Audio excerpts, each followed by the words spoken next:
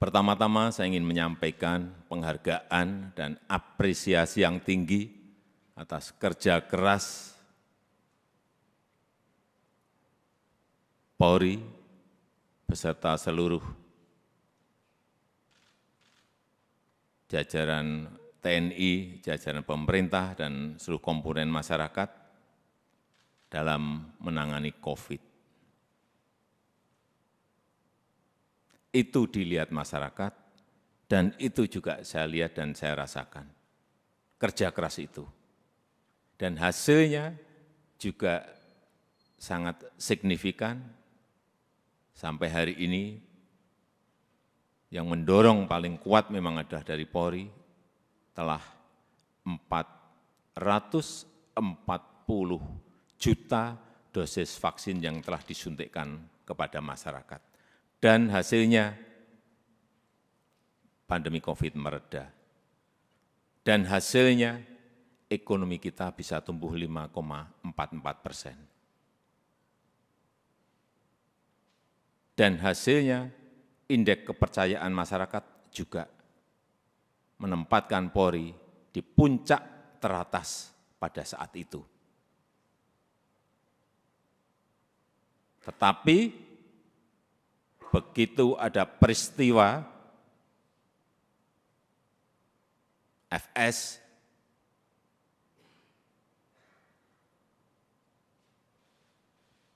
runyam semuanya dan jatuh ke angka yang paling rendah. Dulu dibandingkan institusi-institusi penegak hukum yang lain tertinggi, sekarang saudara-saudara harus tahu menjadi terendah. Ini yang harus dikembalikan lagi dengan kerja keras saudara-saudara sekalian. Di November itu masih 80,2, sangat tinggi sekali, bukan tinggi, sangat tinggi sekali. Sekarang kemarin Agustus berada di 54, jatuh, drop sangat rendah sekali. Itulah pekerjaan berat yang saudara-saudara harus kerjakan untuk mengembalikan kepercayaan masyarakat kepada Polri. Di tengah situasi yang juga tidak mendukung saat ini. Kita tahu semua negara sedang sulit, dunia sedang sulit, kita ini menahkodai negara ini juga menghadapi gelombang dan badai dari ekonomi global yang tidak gampang. Perlu saya sampaikan, 66 negara berada pada posisi rentan, 345 juta orang di 82 negara sudah masuk menderita kekurangan pangan akut. Ini yang semua Kapolda, Kapolres, pejabat utama Polri harus tahu. Keadaan situasi seperti ini harus mengerti, sehingga punya sense of crisis yang sama. Hati-hati dengan ini. Hati-hati. Oleh sebab itu saya ingatkan masalah gaya hidup, lifestyle. Jangan sampai dalam situasi yang sulit ada letupan-letupan sosial karena adanya kecemburuan sosial ekonomi. Kecemburuan sosial ekonomi, hati-hati. Sehingga saya ingatkan yang namanya Polres, Kapolres, yang namanya Kapolda, yang namanya seluruh pejabat utama, perwira tinggi, ngerem total masalah gaya hidup. Jangan gagah-gagahan karena merasa punya mobil bagus atau motor gede yang bagus. Hati-hati, hati-hati, saya ingatkan hati-hati. Masanya yang lalu-lalu sudah usai. Teknologi sekarang ini menyebabkan interaksi sosial berubah total. Sosial media bisa mengabarkan bukan hanya TV, bukan hanya media cetak, media online. Pribadi-pribadi kita sekarang bisa menjadi surat kabar, bisa menjadi media yang setiap saat bisa memunculkan perilaku-perilaku kita sehari-hari kayak apa, meskipun sembunyi-sembunyi. Saya terlalu banyak mendapatkan laporan. Sehingga kembali lagi, gaya hidup, urusan kecil-kecil, tetapi itu bisa mengganggu kepercayaan terhadap Polri. Urusan tadi, urusan mobil, urusan motor gede, urusan yang remeh-temeh aja. Sepatunya apa, bajunya apa, dilihat masyarakat sekarang ini. Itu yang kita harus mengerti dalam situasi dunia yang penuh dengan keterbukaan. Dan keluhan masyarakat terhadap anggota Polri kita, ini tugas saudara-saudara semuanya. Jadi keluhan masyarakat terhadap Polri 29,7% itu ini sebuah persepsi karena pungli. Tolong ini anggota-anggota semuanya diredam untuk ini. Sewenang-wenang, tolong ini juga diredam pada anggota-anggota. Pendekatan-pendekatan yang represif, jauhi. Mencari-cari kesalahan, nomor yang ketiga 19,2%. Dan yang keempat, hidup mewah yang tadi sudah saya sampaikan.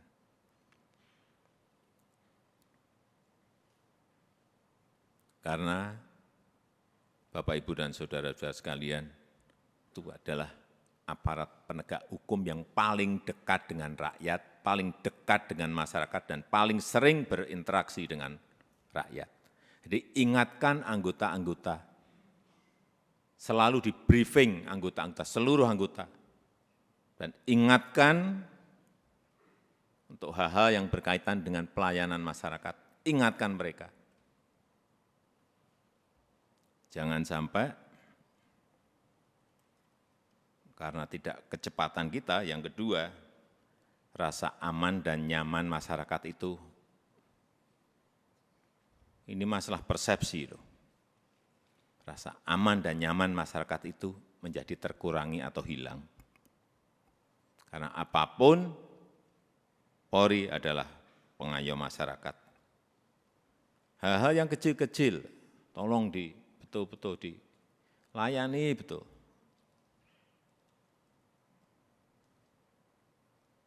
Masyarakat kehilangan sesuatu, harus direspon cepat.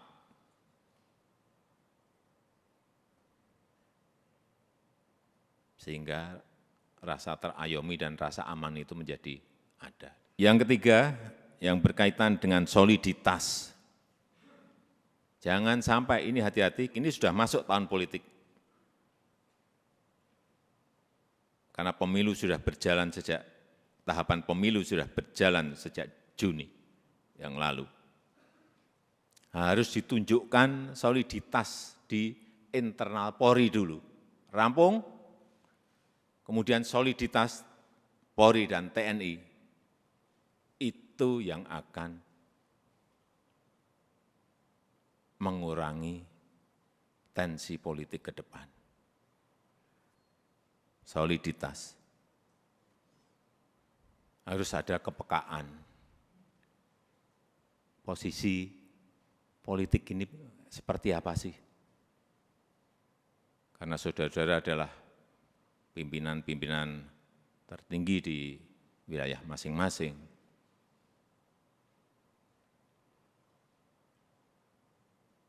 sense of politiknya juga harus ada. Tidak bermain politik, tetapi ngerti masalah politik, karena memang kita akan masuk dalam tahapan tahun politik.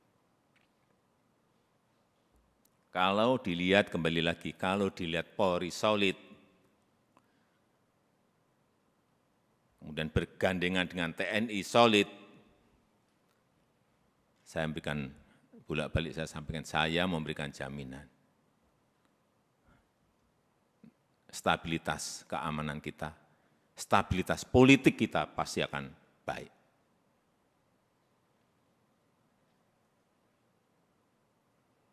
Enggak ada yang berani coba-coba. Kalau coba-coba ya tegas saja. Yang keempat, yang berkaitan dengan kesamaan visi. Saya kira yang berkaitan dengan kebijakan organisasi, jangan terkesan kita itu gamang. Sebagai pemimpin-pemimpin di wilayah, baik itu di provinsi, kabupaten, dan kota, jangan gamang, apalagi cari selamat. Yakin sesuai dengan prosedur, yakin sesuai dengan SOP, yakin sesuai dengan undang-undang, lakukan. Visi, presisi, Pak Kapolri, saya minta juga tidak usah jelimet-jelimet, tolong disederhanakan, sehingga yang di bawah itu mengerti apa yang harus dijalankan. Apa sih kalau disederhanakan? Ya tadi yang Kapolri sampaikan tadi. Polri sebagai pelindung, Polri sebagai pengayom, dan Polri sebagai pelayan masyarakat. Intinya akan ke sana. Presisinya itu apa? Jelasin sekali lagi, secara sederhana dan jelas. Sehingga gampang ditangkap visi itu. Yang kelima, yang berkaitan dengan penegakan hukum. Jangan sampai pemerintah dianggap lemah. Jangan sampai juga Polri dianggap lemah.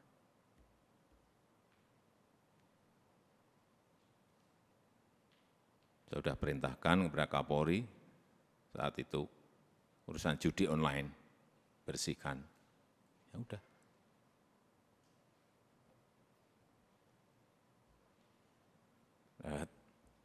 Saya enggak usah bicara banyak. Saudara-saudara tahu semuanya, perintah ini tahu. Dan penegakan hukum untuk yang berkaitan dengan narkoba.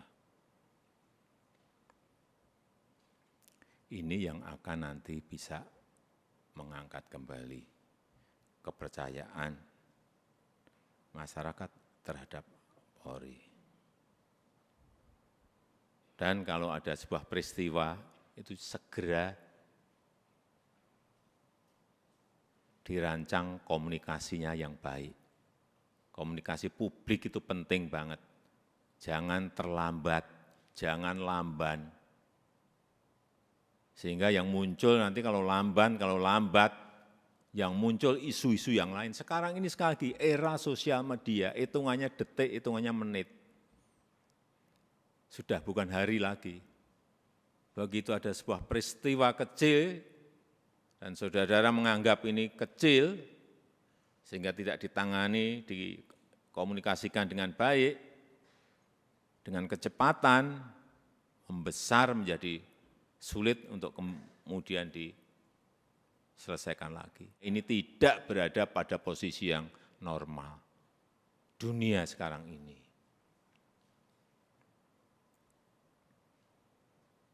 Sehingga gampang sensitif dan gampang tersulut. Untuk menumbuhkan optimisme harus menciptakan hal-hal yang baik. Dikontra dengan itu. Dikontra dengan prestasi-prestasi, dikontra dengan komunikasi yang baik.